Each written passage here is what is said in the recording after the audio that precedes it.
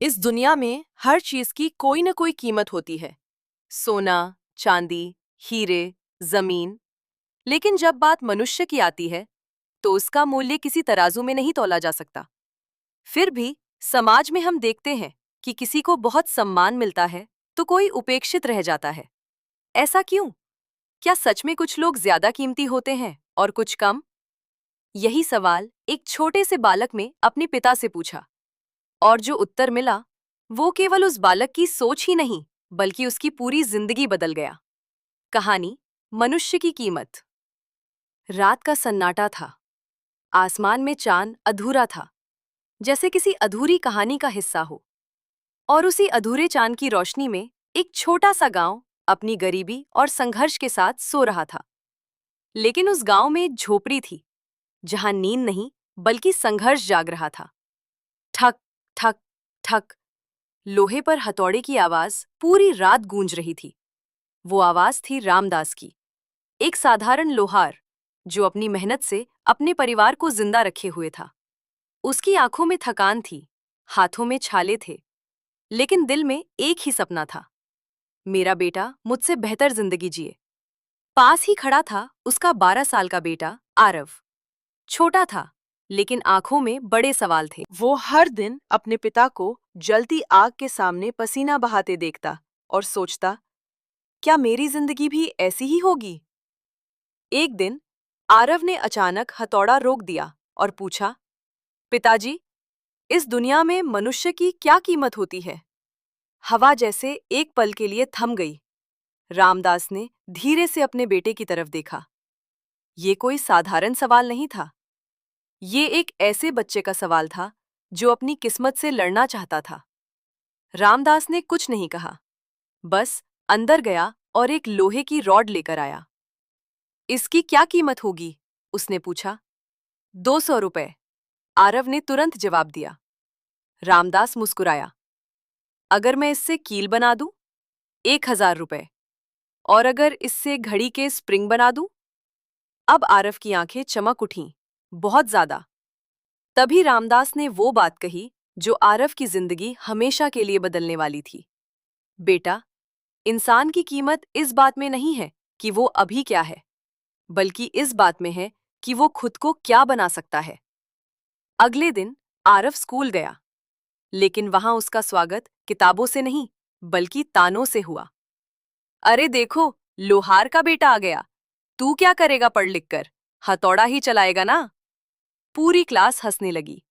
आरव चुप था, लेकिन अंदर एक आग जल रही थी। उस रात आरव ने सोते हुए एक सपना देखा। वो एक बड़ी फैक्ट्री में खड़ा था। चारों तरफ मशीनें थीं। लोग उसे सर कहकर बुला रहे थे, और दूर खड़े उसके पिता गर्व से मुस्कुरा रहे थे। अचानक सपना टूट गया, लेकिन उस दिन एक चीज जाग गई, खुद को बदलने की जिद। अब आरव ने ठान लिया, दिन में दुकान, रात में पढ़ाई। लेकिन ये इतना आसान नहीं था। थकान, गरीबी और समाज के ताने हर दिन उसे तोड़ने की कोशिश करते। लेकिन हर बार उसके कानों में वही आवाज गूंजती, तुम्हारी कीमत तुम्हारे अंदर है। एक दिन रामदास अचानक जमीन पर गिर पड़ा। पिताजी! आरव चिल्लाया। डॉक्टर ने कहा, इन्हें आराम की जरूरत है, नहीं तो हालत और बिगड़ जाएगी। घर में सन्नाटा छा गया। अब जिम्मेदारी आरव के कंधों पर थी। गांव वालों ने कहा, अब पढ़ाई छोड़ दो, घर संभालो, यही तुम्हारी औकात है। आरव चुप था, लेकिन अंदर एक तूफान चल रहा था। क्या मैं हार मान लूं या खुद को साबित करूं? उसने अपनी आंखें बंद की और फिर धीरे से कहा, मैं खुद को बनाऊंगा। रात का सन्नाटा, चारों तरफ खामोशी। लेकिन उस खामोशी के बीच एक घर ऐसा था जहां चिंता चीख रही थी। रामदास खाट पर लेटे थे, सांसें भारी थीं और आंखों में एक ही डर, अगर मैं चला गया तो मेरे बेटे का क्या होगा? पास बैठा आरव पहली बार खुद को इतना कमजोर महसूस कर रहा था। उसके हाथ कांप रहे थे, लेकिन दिल में एक तूफान उठ रहा था। अगले दिन आरव दुकान पर अकेला खड़ा था। हथौड़ा उसके हाथ में था, लेकिन अब वो सिर्फ लोहे को नहीं, बल्कि अपनी किस्मत को भी गढ़ रहा था। गांव वाले आते, कुछ काम देते और कुछ ताने मारकर चले जाते। बेटा है तो क्या हुआ, बाप जैसा नहीं बन पाएगा। अब ये दुकान ज्यादा दिन नहीं चलेगी। हर शब्द उसके दिल में तीर की तरह चुभता। लेकिन वो चुप था, क्योंकि अब उसके पास रोने का समय नहीं था, सिर्फ लड़ने का समय था। एक दिन दुकान पर एक कार आकर रुकी। गांव में कार आना ही बड़ी बात थी। उसमें से उतरे एक सुसज्जित व्यक्ति, विक्रम मेहता। उन्होंने दुकान को गौर से देखा, फिर आरव की तरफ बढ़े।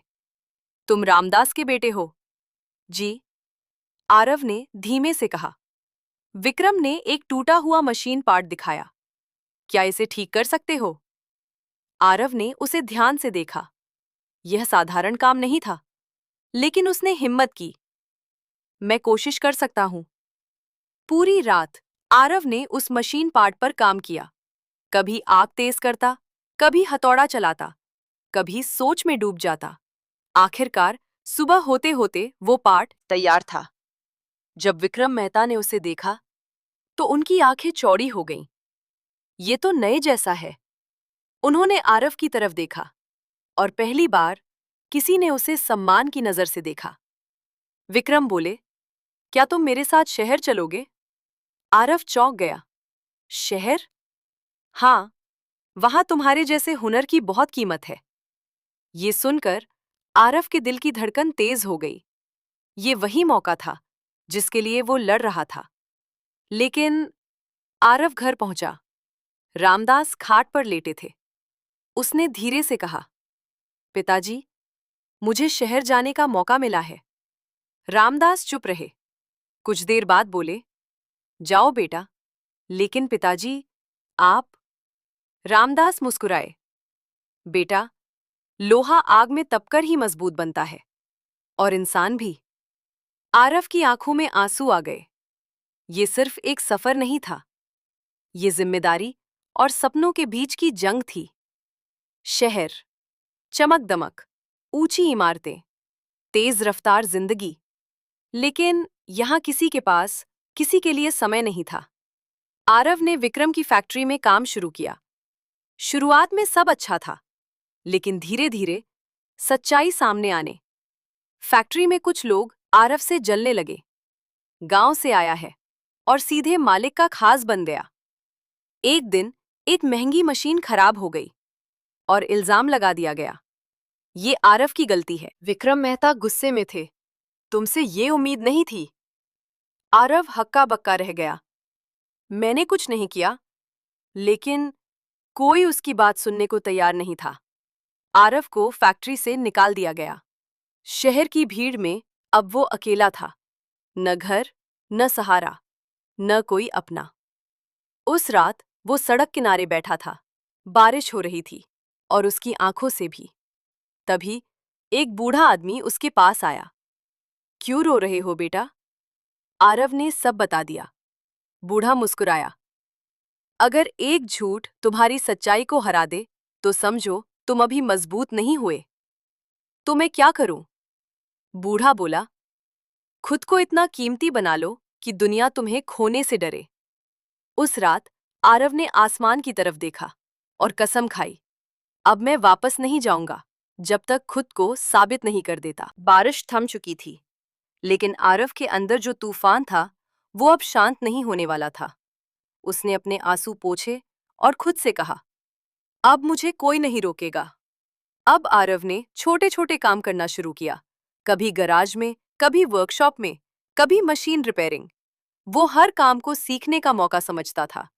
दिन बीतते गए, और धीरे धीरे एक नया आरव बन रहा था। कुछ महीनों बाद आरव अब एक साधारण लड़का नहीं रहा था। उसके हाथों में अब जादू था। वो खराब से खराब मशीन को भी नई जिंदगी दे देता। एक दिन एक बड़ी कंपनी की मशीन अचानक बंद हो गई। कई इंजीनियर आए, लेकिन कोई उसे ठीक नहीं कर पाया। तभी किसी ने कहा, एक लड़का है, आरव, शायद वो कर सके। आरव को बुलाया गया। उसने मशीन को ध्यान से देखा, कुछ देर चुप रहा और फिर बोला, इसे ठीक किया जा सकता है। सब हंसने लगे। जहां बड़े बड़े इंजीनियर फेल हो गए, वहां ये लड़का क्या करेगा? लेकिन आरव ने किसी की नहीं सुनी। वो काम में जुट गया।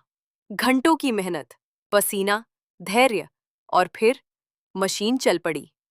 पूरा हॉल तालियों से गूंज उठा। कंपनी के मालिक आगे आए। तुम कौन हो? आरव ने शांत स्वर में कहा, मैं वही हूं जिसे कभी बेकार समझकर निकाल दिया गया था।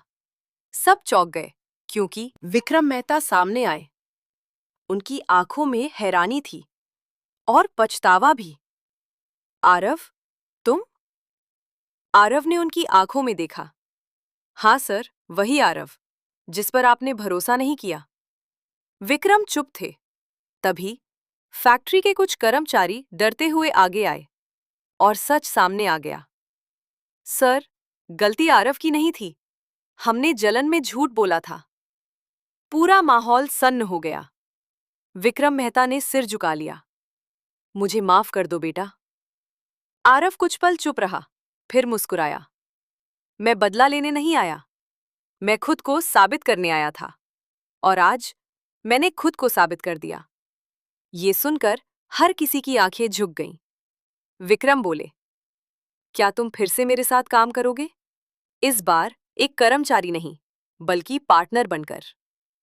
आरव की आंखों में अपने पिता की छवि उभर आई। उसने धीरे से कहा, अब मैं किसी के लिए काम नहीं करूंगा, मैं अपना रास्ता खुद बनाऊंगा। कुछ साल बाद शहर में एक बहुत बड़ी फैक्ट्री खड़ी थी, आरव इंडस्ट्रीज, जहां सैकड़ों लोग काम करते थे। और वहां एक नियम था, यहां किसी की कीमत उसकी शुरुआत से नहीं, उसकी मेहनत और काबिलियत से तय होती है। आरव अपने गांव लौटा, अपने पुराने घर में। रामदास अब ठीक हो चुके थे। जब उन्होंने अपने बेटे को उस रूप में देखा, तो उनकी आंखों में आंसू आ गए। तूने कर दिखाया बेटा। आरव उनके पैरों में झुक गया। पिताजी, आपने ही तो सिखाया था कि इंसान की कीमत वो नहीं जो वो है, बल्कि वो है जो वो बन सकता है। पूरा गांव इकट्ठा था और आरव ने सबके सामने कहा, आज अगर मैं कुछ बना हूं, तो इसलिए नहीं कि मैं खास था, बल्कि इसलिए क्योंकि मैंने खुद को खास बनाने की ठान ली थी। Motivation thought. अगर लोग तुम्हारी कीमत नहीं समझते, तो दुखी मत होना, क्योंकि अक्सर सस्ती चीजों की कीमत हर कोई जानता है, और अनमोल चीजों की पहचान सिर्फ समझदार लोग ही कर पाते हैं। दोस्तों, आप अभी चाहे जिस हालत में हो, गरीबी, नाकामी या अकेलापन, ये आपकी अंतिम पहचान नहीं है। आप एक कच्चे लोहे की तरह हैं, जिसे जितना तपाया जाएगा, उतना ही वो कीमती बनता जाएगा। इसलिए कभी खुद को कम मत समझो, क्योंकि आपकी असली कीमत अभी दुनिया को पता ही नहीं है। अगर आपको ये कहानी अच्छी लगी तो प्लीज लाइक और शेयर कीजिए, और ऐसे ही मोटिवेशनल स्टोरी सुनने के लिए हमारे चैनल को सब्सक्राइब